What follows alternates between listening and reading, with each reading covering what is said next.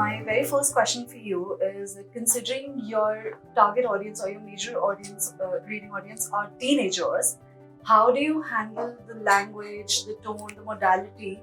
Well, that's a great question. I've never really thought about all this, but I think there are two things that probably helped me. The first thing is that my first book started off as a story for my daughter when she was very small. So I had to make it simple enough for her to understand and engaging enough for her to want to listen to it every day without getting bored.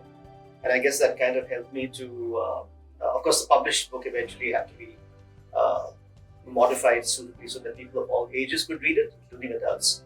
But I guess that core remained. And the second thing I think is that I don't try and consciously focus on writing in a certain way. But what I do try and do is to put myself in the shoes of the character.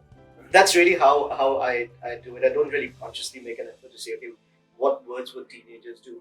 I think at a basic level, we've all been teenagers. The basic hardwiring is pretty much the same.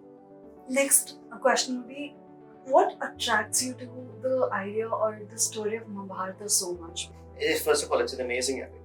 And the kind of content that there is for a writer like me, the kind of genre I write in, it's amazing.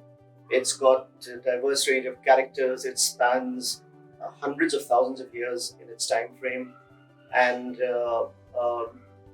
there are a lot of things in the Mahabharata that when you read the stories, you often find yourself, at least I often found myself wondering, I wonder if there's an explanation for this. I wonder if this is just a story that's been made up, or is there something deeper, something more to it than meets the eye. And I think that's really what drew me to the Mahabharata, to try and explore what lies behind what the stories that we hear. That's wonderful. For the budding writers at our school, do you have any tips on how to conduct thorough research if they choose to write similar genres or in similar formats? I think there are two basic guiding, I call them rules or call them guidelines. The first is that if you're writing about a text like the Mahabharata, it's very important to read the original text, because all retellings and translations, and when I say translation, I'm not talking about the translations of the original, the entire epic, but a lot of the books out there which are retellings or say that they're translations, pretty much only part of the Mahabharata, which is why you have this popular misconception. I mean, for example, did the Mahabharata actually happen? Now, the Mahabharata is not an event, right? It's an epic, it's an entire epic, it's got events in it. And that's because these retellings and translations focus only on the Kurukshetra war. But it's important, therefore, to read the original text and understand what actually lies within its verses. And the second thing is, I think, to read very extensively on all kinds of commentaries and opinions about these texts, because you want to understand both sides. You don't want to go in with a bias and say, okay, I think this is the way, so I'll only read the stuff that agrees with me.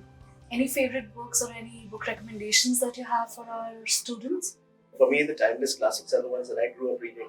Isaac Asimov, Arthur Conan Doyle, Jules Verne, Tolkien, of course. I think Tolkien is a household name now, thanks to the movies. But these were the books that I grew up reading, and I'd always recommend these to anyone.